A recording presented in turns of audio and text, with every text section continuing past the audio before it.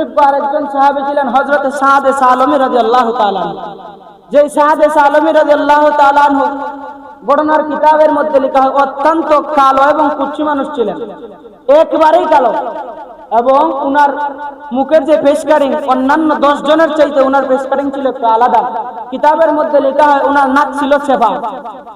উনার চেহারাটা দেখলে অনেকে ভয় পাইত, কিন্তু উনার যখন বিবাহের বয়স হইল কেউ উনাকে মেয়ে দিতে রাজি না, কেউ বিবাহ দিতে রাজি না। কারণ যেই ব্যক্তির মুখের আকৃতি ঠিক নাই ওই ব্যক্তির কাছে কোনো মেয়ে, কোনো বাবার সন্তান কোনো মেয়েকে দেওয়ার জন্য কেউ রাজি হয় না। শুধু আমাদের জমানা না, আমাদের জমানায় দেখা যায় কালো যারা আছে দেখবেন কালো মানুষ আল্লাহ অনেককে অনেকভাবে বানায়, যারা হাত একটু দেখা পা নাই দেখা নাই অনেককে ভালো বংশের মেয়ে দিতে রাজি না।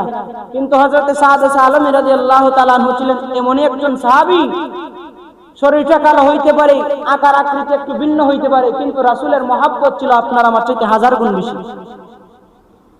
হযরত সাদ সালমী রাদিয়াল্লাহু তাআলা আনহু একদিন মন খারাপ করে রাস্তার পাশে আছেন, রাসূল সাল্লাল্লাহু আলাইহি ওয়াসাল্লাম পিছন দিক দিয়ে গিয়া চক্কর মধ্যে জাপ দিয়ে ধরছেন। সাদ সালমী রাদিয়াল্লাহু তাআলা আনহু ছুটাছুটি করতেছেন, কিন্তু রাসূল ছাড়েন না। হাত সাদ সালমী যখন হাতটা চক্কুর মধ্যে নিলেন দেখা যায় রাসূলের হাত মুবারক। হাত দেওয়ার সাথে সাথেই বুঝছেন এটা রাসূল সাল্লাল্লাহু আলাইহি ওয়াসাল্লামের হাত মুবারক। ওই সাদ সালমী রাদিয়াল্লাহু তাআলা আনহু ডাক দিয়ে বলেন, ইয়া রাসূলুল্লাহ, আপনি আমাকে ধরছেন ঠিক, আর একটু চাপ দিয়ে আমাকে ছেড়ে দেন। সাথে সাথে রাসূল হাত ছড়ায় নিলেন, ডাক দিয়ে বললেন, রে সাদ, তুমি আমাকে চিনলা কেমন করে? তুমি তো আমাকে সামন দিক দিয়ে দেখো নাই, পিছন দিক দিয়ে দেখলা কেমনে, আর চিনলা কেমনে, আর বললা কেন তোমাকে একটা চাপ দিয়ে ছাড়ার জন্য? সাদ বলে, ইয়া রাসূলুল্লাহ, আপনার হাত যখন আমার হাতের মধ্যে স্পর্শ করলাম, হাত স্পর্শ করার সাথে সাথেই বুঝলাম এত মুলাইমার এত সফট হাত পৃথিবীর মধ্যে আর কাউকে আল্লাহ দেন নাই, একমাত্র রাসূল সাল্লাল্লাহু আলাইহি ওয়াসাল্লাম আপনাকেই আল্লাহ দিয়েছেন। আর এই পরিমাণ সুগন্ধি আপনার শরীরে আর পৃথিবীর কোনো মানুষের শরীরে এত পরিমাণ সুগন্ধি নাই। আপনার আমার শরীরে গামলে দেখা যায় পচা দুর্গন্ধ বাইর হয়, আপনজন আপনার আমার কাছে বসতে রাজি না। গাড়ির মধ্যে 2 জন বসলে আরেকজনের শরীর যদি দেখা যায় গামে ভিজা, তার দিকে শ্বাস ফেলানো যায় না দুর্গন্ধের কারণে। কিন্তু রাসূল সাল্লাল্লাহু আলাইহি ওয়াসাল্লামের শরীর মুবারকের মধ্যে আল্লাহ রাব্বুল আলামিন মিশকে আম্বরের চাইতে আরো বেশি খুশবু দিয়েছেন। রাসূল সাল্লাল্লাহু আলাইহি ওয়াসাল্লাম যখন বাহির থেকে কাজ কাম করে ঘরের মধ্যে আসতেন, আম্মা জান যারা ছিলেন তারা রাসূল সাল্লাল্লাহু আলাইহি ওয়াসাল্লামের ঘাম মুবারক শিশির মধ্যে রাখতেন। কোনো মানুষ যদি আসতো সুগন্ধি নেওয়ার জন্য শিশিটা তাকে দিতেন, কারণ আগেকার যুগে বিবাহ নাম মানে আকিকা এই সমস্ত অনুষ্ঠানের মধ্যে খুশবু ছিটানো হইতো, কিন্তু রাসূল সাল্লাল্লাহু আলাইহি ওয়াসাল্লামের কাছ থেকে নেওয়া খুশবু ছিটানোর দরকার হইতো না। শিশির মুখটা খুইলা দিলেই, এক কর্নারে রেখে দিলে সমস্ত পরিবেশটা মিশকে আম্বরের রূপে গ্রাণ হইয়া যায়। এরা হাজিরিন, রাসূল সাল্লাল্লাহু আলাইহি ওয়াসাল্লাম সাদ সালমকে বললেন, তোমাকে চাপ দেওয়ার কারণ কি? তুমি চাপ দিলাম তার কারণ কি একটু বলো। সাদ সালমী বলে, ইয়া রাসূলুল্লাহ, ইয়া হাবিবাল্লাহ, আপনার শরীর যার শরীরের সাথে লাগে ওই শরীর কোনোদিন জাহান্নামে আগুনে পুড়তে পারে না। তারা হাজিরিন, রাসূল সাল্লাল্লাহু আলাইহি ওয়াসাল্লাম সাদ সালমকে বললেন, রে সাদ, তোমার কি বিবাহের কোনো ব্যবস্থা হইছে নি? তুমি একটু বলো। সাদ সালমী রাদিয়াল্লাহু তাআলা আনহু মুস্কি হাসি দিয়া বলেন, ইয়া রাসূলুল্লাহ, ইয়া হাবিবাল্লাহ, আমার যে চেহারার অবস্থা, আমারে কোন বাপ আছে তার মেয়েটা আমার কাছে দিবে। রাসূল সাল্লাল্লাহু আলাইহি ওয়াসাল্লাম বলেন, রে সাদ, তোমার মন খারাপের কোনো কারণ নাই, আমি তোমার বিবাহের নিজে আমি নবী তোমার বিবাহের উকিলাতি করব। কারণ রাসূল সাল্লাল্লাহু আলাইহি ওয়াসাল্লাম জানতেন ওই সাদ রাদিয়াল্লাহু তাআলা আনহু একজনের একটা চাচাতো বোন ছিল যার উপাধি ছিল হুরে মদিনা। সমস্ত মদিনা শহরের মধ্যে সবচেয়ে সুন্দর এবং সুদর্শন মহিলা ছিল হযরত সাদ সালমী রাদিয়াল্লাহু তাআলা আনহুর চাচাতো বোন। রাসূল সাল্লাল্লাহু আলাইহি ওয়াসাল্লাম বলেন, রে সাদ, তুমি যাও, তুমি তোমার চাচার কাছে গিয়া বলবা রাসূল সাল্লাল্লাহু আলাইহি ওয়াসাল্লাম প্রস্তাব পাঠাইছেন আপনার মেয়েটাকে যেন আমার কাছে বিবাহ দেন। আচ্ছা বলেন, কোন সুন্দর মহিলার কাছে যদি, বাবার কাছে যদি একটা ল্যাংড়া মানুষ গিয়া হয় যে এমনি এমনি সমাজের নেতা পাঠাইছে তোমার মেয়েটারে আমার কাছে বিয়া দিতে, এটা মনে করো লাঠি লইয়া পিছনে দৌড় উঠবনি নড়তো না। রাসূল সাল্লাল্লাহু আলাইহি ওয়াসাল্লামের কথা শোনার পরে ওই সাহাবী সাদ সালমী রাদিয়াল্লাহু তাআলা আনহু পিছন দিক থেকে দাওয়া করছেন। সাদে আলমী বলেন, চাচা বিয়ে বিবাহ দিলে দেন না দিলে নাই, মেয়ে আপনার, বিবাহ দেওয়ার দায়িত্ব আপনার, কিন্তু আমার কাছে রাসূল কথা দিয়ে পাঠাইছেন, কথাটা আপনার কাছে পৌঁছায় দিলাম, আপনি বিবাহ দিলে দেন না দিলে নাই। ঘটনার কিতাবের মধ্যে আছে, সাদ এই কথাটা বলে দৌড় দিয়া বাহির, ঘর থেকে বাইরে হয়ে গেছে। আর হুরে মদিনা ঘরের মধ্যে যে ছিল, মহিলাটা ডাক দিয়া বলে, আব্বা জান, আমার চাচাতো ভাই সাদ কেন আসছে, আর কেন আপনি তাকে তাড়াইয়া দিলেন? ওই বাবা তার মেয়েকে ডাক দিয়া কয়, এ আমার মেয়ে, যার উপাধি ও আমার মেয়ে, তোমাকে সারা মদিনার মানুষ জানে তুমি হুরে মদিনা, তোমার চাইতে আর কোনো সুন্দর একটা মেয়ে নাই, তোমাকে নাকি বিবাহ করার জন্য, যার মুখের কোনো আকৃতি ঠিক নাই, সাদ আসছে বিবাহ করার জন্য, তুমি কি রাজি নি? ওই মহিলা ডাক দিয়া কয়, ও আব্বা, এই প্রস্তাবটা কি সাদের পক্ষ থেকে না আর কারোর পক্ষ থেকে? মহিলার বাবা ডাক দিয়া কয়, এটা সাদ তার ব্যক্তিগত প্রস্তাব নিয়ে আসে নাই, রাসূল প্রস্তাব করাইছে। ওই হুরে মদিনা প্রস্তাব, রাসূলের প্রস্তাব শোনার সাথে সাথেই ডাক দিয়া বলেন, আব্বা, আপনি আমার চাচাতো ভাই সাদকে নিয়ে আসেন, আর রাসূলের কাছে গিয়ে আপনি মাপ চান। আমি হুরে মদিনা, আমি সাদের কাছে বিবাহ বসতে রাজি আছি, কারণ আমার জানা আছে, কোন ব্যক্তি যদি তার স্বামীর সাথে দুনিয়াতে সংসার করে জান্নাত পর্যন্ত যাইতে পারে, আল্লাহ রাব্বুল আলামিন তাকে জান্নাতে স্বামীর ব্যবস্থা করবেন, সুদর্শন স্বামীর ব্যবস্থা করবেন, আর তার যতই আকৃতি বেসুন্দর থাকুক, কিন্তু সেই ব্যক্তি জান্নাতে যাওয়ার সাথে সাথে তার আকৃতিটা হবে হযরত আদম আলা নবীনা আলাইহিস সালাতু ওয়াস সালামের মতো, তার সৌন্দর্য হবে হযরত ইউসুফ আলা নবীনা আলাইহিস সালাতু ওয়াস সালামের মতো। আব্বা, আপনি যান, রাসূলকে গিয়া বিবাহের প্রস্তাব, বিবাহের কার্যক্রম শুরু করেন, আমি হুরে মদিনা সাদের কাছে বিবাহ বসতে রাজি আছি। হাজিরিন, রাসূল সাল্লাল্লাহু আলাইহি ওয়াসাল্লামের কাছে ওই মহিলার আব্বা গিয়া বলেন, ইয়া রাসূলুল্লাহ, আপনি আমাকে ক্ষমা করে দেন, আমার ভুল হয়ে গেছে। রাসূল সাল্লাল্লাহু আলাইহি ওয়াসাল্লাম বলেন, আপনি আমার সাথে কোনো অন্যায় করেন নাই, আপনি আমার কাছে কেন মাপ চান? ওই ব্যক্তি বলে, ইয়া রাসূলুল্লাহ, আপনার প্রস্তাব ছিল সাদের কাছে বিবাহ দেওয়া আমার মেয়েটা, কিন্তু আমি দেই নাই, তো আমি তাকে তাড়াইয়া দিছি। এখান থেকে শিক্ষা নেওয়া যায়, রাসূল সাল্লাল্লাহু আলাইহি ওয়াসাল্লাম তাকে সুন্দরভাবে বুঝাইয়া দিলেন, তুমি শুনো, তোমার মেয়ে তোমার কাছে আমানত, তুমি তোমার মেয়ে কোথায় দিবা, কার কাছে বিবাহ দিবা, কি করবা, এটা তোমার দায়িত্ব।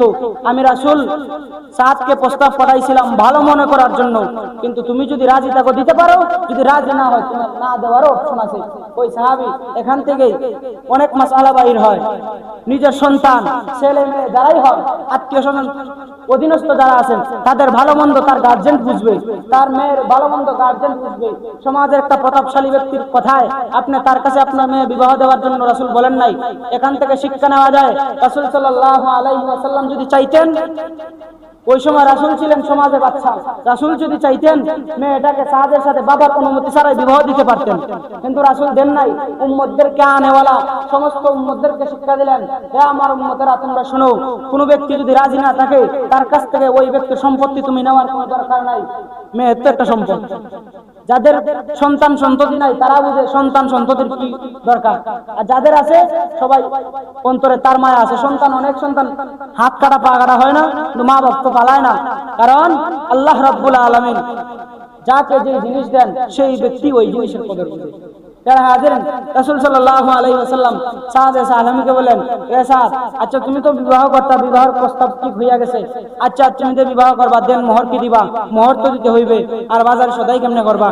সাদ আলমী বলেন, ইয়া রাসূলুল্লাহ, ঘটনার কিতাবের মধ্যে লেখা, এমনি লেখা আছে, সাদ আলমী রাদিয়াল্লাহু তাআলা আনহু বলেন, ইয়া রাসূলুল্লাহ, আপনি আমাকে maaf করেন।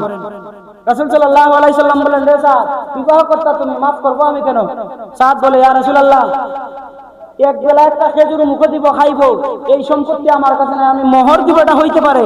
রাসূল সাল্লাল্লাহু আলাইহি ওয়াসাল্লাম মুস্কি হাসি দিয়া বলেন, সাদ, তুমি আমার চাচাতো ভাই আলীর কাছে যাও। আলী রাদিয়াল্লাহু তাআলা আনহু গিয়া বইল, রাসূল সাল্লাল্লাহু আলাইহি ওয়াসাল্লাম পাঠাইছেন আমার বিবাহের জন্য, আপনি কিছু যেন দেন। রাসূল সাল্লাল্লাহু আলাইহি ওয়াসাল্লামের চাচাতো ভাই হযরত আলী রাদিয়াল্লাহু তাআলা আনহু তার কাছে কিছু দিনার দিলেন, তার থেকে কিছু অংশ মোহর দিলেন, আর কিছু অংশ দিয়া রাসূল সাল্লাল্লাহু আলাইহি ওয়াসাল্লাম তাকে বাজারে পাঠাইলেন, সাদ, যাও, তুমি তোমার ইচ্ছামতো বাজার সদাই করে নিয়ে আসো, স্ত্রীকে কিভাবে তুমি সাজাইবা, তুমি কিভাবে সাজবা, কিছু বাজার হাট করে নিয়ে আসো।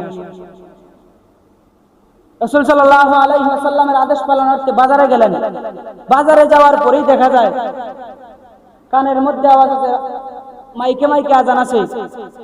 রাসূল সাল্লাল্লাহু আলাইহি ওয়াসাল্লাম ডাক দিবেন যুদ্ধের ময়দানে যাওয়ার জন্য। তারা হাজিরিন, বিবাহের বাজার করার জন্য গেলেন। আর দেখা যায় হাইয়া আলাল জিহাদ, চতুর্দিকে আওয়াজ আসতেছে, মুয়াজ্জিন সাহেবরা আজান দিতেছেন, ডাকতেছেন হাইয়া আলাল জিহাদ, হাইয়া আলাল জিহাদ। যারা হাজিরিন, ঘটনা শোনার সাথে সাথে রাসূল সাল্লাল্লাহু আলাইহি ওয়াসাল্লামের প্রকৃত আশিক সাহাবী হযরত সাদ আলমী রাদিয়াল্লাহু তাআলা আনহু বিবাহের বাজারের যে একটা মনস্তা নিয়ে গেছিলেন, সেই প্রস্তাবটা মাথা থেকে সরাইয়া একটা দিনার দিয়ে, ঘটনার কিতাবের মধ্যে আছে, এক দিনার দিয়ে একটা তরবারি কিনলেন, আর এক দিনার দিয়ে একটা ঘোড়া কিনে যুদ্ধের ময়দানে রওনা দিলেন। প্যারা হাজিরিন, পরিষ্কার ভাবে ঘটনার মধ্যে, কিতাবের মধ্যে লেখা হয়, সাদ আলমী রাদিয়াল্লাহু তাআলা আনহু মনে মনে ভাবতেছেন, রাসূল যদি আমাকে দেখে ফেলেন কোনোভাবেই আমাকে যুদ্ধের ময়দানে যাওয়ার জন্য দিবে না। এই জন্য আরো কিছু অর্থ দিয়া উনি একটা কালো মুখোশ কিনলেন, হিজাব কিনলেন, যাকে হেলমেট বলা হয়। হেলমেট পরে যুদ্ধের ময়দানে গেলেন। এক পর্যায়ে যুদ্ধ করতে করতে শহীদ হয়ে গেলেন। শহীদ হওয়ার পরে সমস্ত সাহাবায়ে কেরামদের লাশ একত্রিত করার পরে সাদ আলমী রাদিয়াল্লাহু তাআলা আনহুর লাশ যখন আনা হলো, রাসূল সাল্লাল্লাহু আলাইহি ওয়াসাল্লাম কালো পর্দা উঠাইলেন, হেলমেট খুললেন। হেলমেট খুলে দেখার পরে দেখা যায় হযরত সাদ আলমী রাদিয়াল্লাহু তাআলা আনহুর লাশ। রাসূল সাল্লাল্লাহু আলাইহি ওয়াসাল্লাম ওই সময় তার চক্ষু মোবারক দিয়া ওজরে কাঁদতে লাগলেন। আর সাহাবায়ে কেরাম রিদওয়ানুল্লাহি তাআলা আলাইহিম আজমাইন মনে মনে ভাবতেছেন, ইয়া রাসূলুল্লাহ, ইয়া হাবিবাল্লাহ, আপনি সাহাদের জন্য কাঁদতেছেন, হায় আফসোস, আজকে যদি সাহাদের জায়গায় আমি হইতাম তাহলে রাসূল সাল্লাল্লাহু আলাইহি ওয়াসাল্লাম আমার জন্য কাঁদতেন, আর রাসূল সাল্লাল্লাহু আলাইহি ওয়াসাল্লামের কাঁদা কখনো বৃথা যাইতো না। তারা হাজিরিন, সাদ আলমী রাদিয়াল্লাহু তাআলা আনহুর জানাজা যখন সমাপ্ত করার জন্য গেলেন, জানাজার জন্য রাসূল সাল্লাল্লাহু আলাইহি ওয়াসাল্লাম অগ্রসর হইলেন। আর দেখা যায় রাসূল সাল্লাল্লাহু আলাইহি ওয়াসাল্লাম বুইরা আঙ্গুলের উপরে ভর ভর দিয়ে হাঁটতেছেন। সাহাবায়ে কেরাম রাদিয়াল্লাহু তাআলা আলাইহিম আজমাইনগণ বলেন, ইয়া রাসূলুল্লাহ, ইয়া হাবিবাল্লাহ, যুদ্ধের মধ্যে কি আপনার পায়ের মধ্যে কিছু হয়েছে নি? আপনি যে উকি দিয়ে হাঁটতেছেন তার কারণ কি? রাসূল সাল্লাল্লাহু আলাইহি ওয়াসাল্লাম বলেন, হে আমার সাহাবায়ে কেরাম, তোমরা দেখতেছো না, আমি যা দেখতেছি তোমরা তা দেখতেছো না। সাহাদের জানাজায় অংশগ্রহণ করার জন্য আল্লাহ রাব্বুল আলামিন আকাশ থেকে এই পরিমাণ ফেরেশতা নাযিল করছেন, দুনিয়াতে ফেরেশতা অবতরণ হয়েছে, যাদের কারণে আমি পাটা ঠিক মতো ফালাইতে পারতেছি না। শুধু তাই না, জানাজার নামাজ সমাপ্ত করে কবরে যখন রাখবেন, রাসূল সাল্লাল্লাহু আলাইহি ওয়াসাল্লাম নিজের হাতে এই কালো কুচ্চি সাহাবা সাদ আলমের লাশ যখন লামাইতেছেন, আর রাসূল সাল্লাল্লাহু আলাইহি ওয়াসাল্লাম কান্না করতেছেন। শুধু এই কবরে সুন্নত মোতাবেক রাসূল সাল্লাল্লাহু আলাইহি ওয়াসাল্লামের জমানা থেকে নিয়ে তিনজন ব্যক্তি কবরে লাইমা লাশকে কবরের মধ্যে দাফন করা হইতো, কিন্তু সাদের লাশ রাসূল সাল্লাল্লাহু আলাইহি ওয়াসাল্লাম একাই কবরের মধ্যে নিয়ে আনলেন। সাহাবায়ে কেরাম বলেন, ইয়া রাসূলুল্লাহ, ইয়া হাবিবাল্লাহ, সাদের লাশ আপনি একাই নিয়ে নামলেন, তার কারণ কি? রাসূল সাল্লাল্লাহু আলাইহি ওয়াসাল্লাম বলেন, আমার সাথে সাদের লাশ নেওয়ার জন্য অসংখ্য ফেরেশতারা কবরের মধ্যে লিপ্ত আছে, আর আমি যেন দেখতেছি কবরের জগতেই হযরত সাদ আলমী রাদিয়াল্লাহু তাআলা আনহুর বিবাহ করানোর জন্য আল্লাহ রাব্বুল আলামিন অসংখ্য অগণিত হুরের ব্যবস্থা করেছেন।